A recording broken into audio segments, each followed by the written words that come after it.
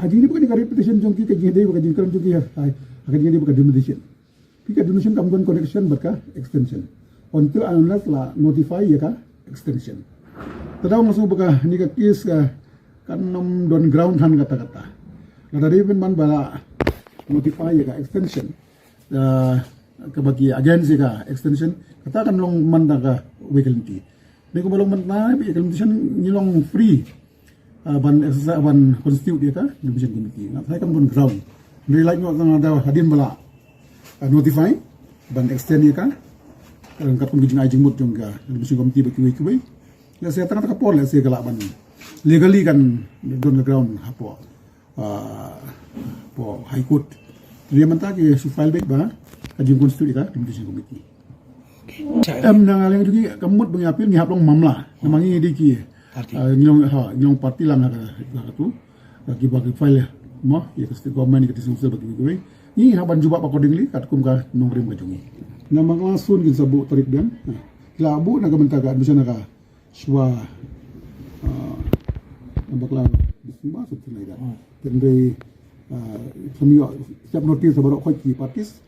la siap notice sa barok ki partis dan na gin sa te open ni kis na kalian jungi nah jadi panero ngimpat na ban ongi mentah nomor ba aga bokut ke pan penlongi election MBC kasyong ya haka state lembaga state election commission ban notify ka tarik berkiwi jadi kan orang ngimpat laban ongi kaya ka jimot ng komen yin apa tu report kaya ka komen kan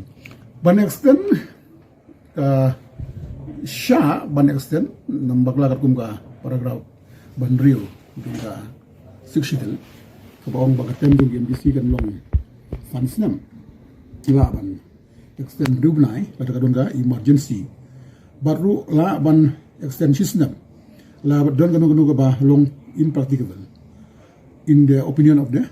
governor de kadon kalenti de jini baka the demolition committee ya kajung don jongka kabakwa ban exercise kan ka new demolition ban at josi kishnong ha kursi paper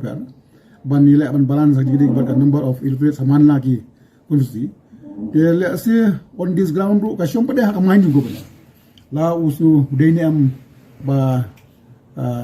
kajintun kam some more time let's say juga state juga demolition committee course down the ground nomor kalau atli kena rimang ni let's say dari ko ban lagi election daga new demolition na try wala ban consider na kabenta ka extension adu minta kamton kata ka jadi bag extension hindi ka sulong bagalawan ka sitina DC bat ho siya ni ban somit na udu ka report yung ka demolition committee bat na kalang yung ka